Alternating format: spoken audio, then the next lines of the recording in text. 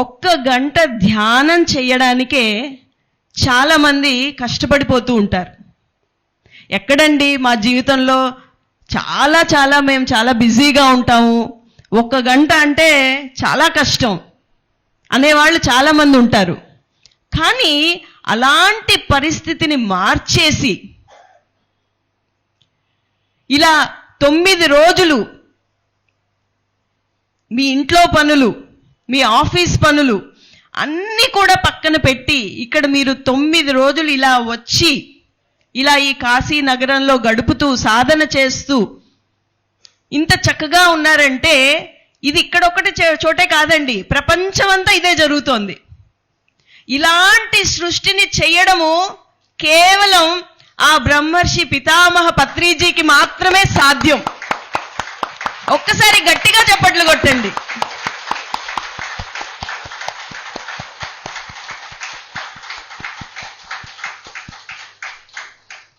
మరి ఇవాళ ఆయన శరీరంలో లేకపోయినా కూడా ఆ లోటు ఎక్కడా కనిపించట్లేదు. ఆయన భౌతికంగా లేరు, మన దగ్గర శరీరంలో లేరు, కానీ ఒక మహాశక్తిగా మారి ఎలాగా అన్ని కార్యక్రమాల్ని ఆయన నడిపిస్తున్నారు అనేది ఇది ఒక ఉదాహరణ. అంతేకాకుండా ఇలాంటి బాధ్యతని ఈ పిఎంసి ద్వారా అందరికీ వెళ్ళాలి, ఈ జ్ఞానం వెళ్ళాలి. పత్రి గారిని ఆయన శరీరం వదిలే కొన్ని నెలల ముందు కలిసినప్పుడు చెప్పారు, ఇంకా నా పని అయిపోయింది, ఇక్కడ నేను ఇంకా కొత్త అడ్వెంచర్ కోసం వెళ్తున్నానని చెప్పారు నాకు, న్యూటన్ గారికి. అప్పుడు నేను అడిగాను పత్రి గారిని, ఎందుకంటే అంత సాన్నిహిత్యం ఉంది ఆయన దగ్గర, ఎక్కడికి వెళ్తున్నారు, ఏ అడ్వెంచర్కి వెళ్తున్నారు అని అడిగాను. అడిగితే నాకు తెలియదు, కానీ సిద్ధంగా ఉన్నాను అడ్వెంచర్కి. ఇంకొక నూతన ప్రపంచంలో, నూతన లోకాల్లో కొత్త అడ్వెంచర్ కోసం నేను వెళ్తున్నాను. ఎందుకంటే ఇంకా అంతా పిఎంసీనే చూసుకుంటుంది, పిఎంసీ ద్వారా ఈ జ్ఞానం అందరికీ అందివ్వబడుతుంది. మరి ఇవాళ ఈ బాహ్య క్షేత్రాలు, అంతర్క్షేత్రాల గురించి మనం తెలుసుకుందామండి. ఎందుకంటే ఇది ఒక మహాశక్తి క్షేత్రం అని న్యూటన్ గారు చెప్పారు.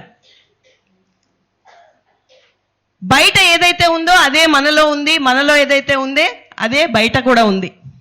కానీ ఎప్పుడైతే మనం ఈ శక్తి క్షేత్రాలకు వస్తామో, ఈ శక్తి క్షేత్రాల్లో మనలో ఉన్న శక్తిని ఉత్తేజితం చేసుకుని ఆ శక్తిని మనం పైనకి ప్రయాణం చేసుకోవడానికి అది మనకెంతో దోహదపడుతుందండి. మన ప్రయాణం అంతా పైకి, కిందికి కాదు.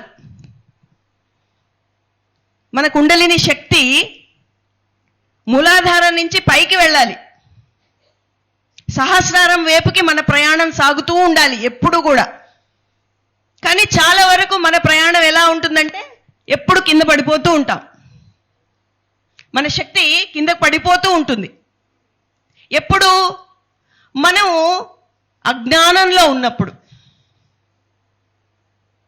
అజ్ఞాన స్థితిలో ఉన్నప్పుడు మన శరీరంలో ఏవైతే ఈ 7 చక్రాలు ఉన్నాయో, శక్తి కేంద్రాలు ఏవైతే ఉన్నాయో వాటిలో కొన్ని బ్లాక్స్ ఏర్పడుతూ ఉంటాయండి. ఎప్పటికప్పుడు మనం ఎరుకతో జీవిస్తూ ఆ బ్లాక్స్ని మనం క్లియర్ చేసుకుంటూ ఆ శక్తిని పైకి పంపిస్తూ ఉండాలి. అదే మన సాధన అంతా కూడా. ఇందాక న్యూటన్ గారు చెప్పారు, ఈ ప్రపంచంలో కొన్ని లే లైన్స్ అని ఉంటాయండి, కొన్ని శక్తి కేంద్రాలు ఉంటాయి. వాటిని సైంటిస్టులు, ఆధ్యాత్మిక శాస్త్రవేత్తలంతా పరిశోధించి ఈ 7 చక్రాలు ఎలా అయితే మన శరీరంలో ఉన్నాయో అలాగే ఈ భూమండలం మీద కూడా ఆ 7 శక్తి కేంద్రాలు ఉన్నాయని గుర్తించారు. మరి నేను న్యూటన్ గారు ఆ ప్రపంచంలోని 7 శక్తి కేంద్రాలకు వెళ్ళడం జరిగింది, అక్కడ సాధన చేయడం జరిగింది. ఇక్కడ మీకు కొన్ని అనుభవాలు చెప్తాను. ఎందుకంటే మీరు అందరూ కూడా చాలా వరకు గీజా పిరమిడ్కి వెళ్ళి అక్కడ ధ్యానం చేసే ఉంటారు మీరంతా. ఎంతమంది వెళ్ళారండి గీజా పిరమిడ్కి? Very good. So Giza pyramid గురించి చెప్పాల్సింది ఏం లేదు ఇక్కడ. సో నేను ఒక్క అనుభవం మీకు చెప్తాను. మేము ఆ రెండవ క్షేత్రం ఏదైతే ఉందో మచ్చు పిచ్చు, ఆ పెరు దేశంలో వెళ్ళినప్పుడు అక్కడ షామన్లని కొంతమంది ఉంటారండి. వాళ్ళు ఏంటంటే చెట్టు బెరడు నుంచి, మన దగ్గర ఎలాగైతే ఆయుర్వేదిక మొక్కలు ఉంటాయో అలాగే వాళ్ళ దగ్గర కూడా కొన్ని మొక్కలు ఉన్నాయి. ఆ మొక్కల యొక్క రసం తీసి వాళ్ళు ఈ ఆధ్యాత్మిక ఉన్నతికి వాళ్ళు ఉపయోగిస్తూ ఉంటారు. సో మేము ఆ దేశంకి వెళ్ళినప్పుడు మా మిత్రులు నన్ను న్యూటన్ గారిని కూడా ఆహ్వానించారు. అది ఒక చక్కగా ఒక సాధన, అందరూ కూర్చుని ఒక 20 మంది కూర్చుని చక్కగా అది సేవించి ఆ ధ్యాన స్థితిలోకి వెళ్ళి ఆ సాధనలోకి వెళ్ళి చాలా అద్భుతంగా ఉంటుంది ఆ సాధన. సో నేను న్యూటన్ గారు కూడా కూర్చున్నామండి దాంట్లో. ఆ ప్రక్రియలో కూర్చున్నప్పుడు ఆ ప్రక్రియ మొదలు పెట్టే ముందు మా స్నేహితులు ఎవరైతే ఆ షామన్ ఎవరైతే ఉన్నారో ఆవిడ చెప్పారు, ఇది చాలా ఎంతో గౌరవంగా చేయాల్సిన ప్రక్రియ, ఇది ఆషామాషి ప్రక్రియ కాదు ఇది. ఎందుకంటే ఎప్పుడైతే మనం ఇది సేవిస్తామో ఆ యొక్క చైతన్యము ఈ గుంపులో ఎవరైతే ఉన్నారో వారిలో ఒక్కరిని సెలెక్ట్ చేసుకుంటారు. వారి ద్వారా కొన్ని సందేశాలు, కొన్ని మెసేజెస్ కూడా ఇవ్వబడతాయి. కాబట్టి మనకు తెలియదు ఇక్కడ ఏం జరుగుతుందో, మనకి తెలియదు. కాబట్టి ఎంతో గౌరవంగా ఈ ప్రక్రియని మనం చేపట్టాలి అని చెప్పి మేమందరం కూర్చుంటే అది ఒక రసం అన్నమాట, ఆకు రసం లాంటిది సేవించాం. నేను న్యూటన్ గారు అందరం అక్కడ కూర్చున్న వాళ్ళంతా కూడా ఎవరి అనుభవంలోకి వాళ్ళు వెళ్తున్నారు, ఎవరి సాధనలో ఎవరికి ఏది అవసరమో అది అక్కడ అందివ్వబడుతుంది. సో అలా కూర్చున్నప్పుడు ఒక అరగంట తర్వాత మొత్తం అసలు ఎలా ప్రతి ఒక్కళ్ళు కూడా ఎలా ఒక శక్తి మన అందరినీ కూడా కలిపి వేసి ఉంది అనేది అనుభూతి చెందడం ప్రారంభించామండి. ఒక సన్నటి దారాలు నాకు న్యూటన్ గారికి కనెక్ట్ చేయబడి ఉంది. అలాగే అక్కడ కూర్చున్న వాళ్ళందరికీ ఈ విశ్వంలో ఉన్న ప్రతి వస్తువుతో కూడా ఆ కనెక్షన్ ఉంది. అది ఈ చక్షువులతో చూడగలిగాను. చూసిన తర్వాత 1 గంట తర్వాత నాకేం జరిగిందో తెలియదు. అక్కడ ఉన్న మిత్రులంతా కూడా కంగారు పడిపోతున్నారు. ఎందుకంటే నేను మొత్తం స్పృహ తప్పిపోయాను.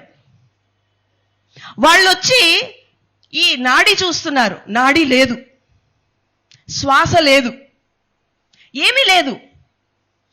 ఇక్కడ ఏం జరుగుతుందో నాకు తెలియట్లేదు, కానీ అక్కడేం జరుగుతుందో నాకు తెలుస్తోంది. ఎలా ఒక సొరంగం గుండా ఇలా ప్రయాణించి ఒక కృష్ణ బిలం, బ్లాక్ హోల్ అంటారు కదండి, మనకు చెప్తూ ఉంటారు కదా, ఒక కృష్ణ బిలం ఉంటుంది, బ్లాక్ హోల్ ఉంటుందని. ఆ కృష్ణ బిలం దాటి వెళ్ళిపోతున్నాను నేను. అంటే ఇంకా శరీరంలో లేను నేను. అక్కడ ఉన్న మిత్రులు న్యూటన్ గారు కూడా కంగారు పడిపోయారు. ఎందుకంటే నాడి లేదు, శ్వాస లేదు, ఏమీ లేదు. ఇంకా కృష్ణ బిలం దాటి వెళ్ళిపోతున్నాను. ఒక అద్భుతమైన అనుభూతి అది. బ్రహ్మానందం ఇందాక అన్నారు కదా, పరమానందం అన్నారు కదా, ఆ పరమానంద స్థితిలోకి వెళ్ళిపోతున్నాను.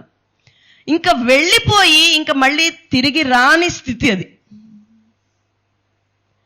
ఆ స్థితిలో అక్కడ నాకు ఎక్కడో లీలగా న్యూటన్ గారు నన్ను పిలుస్తున్నారు.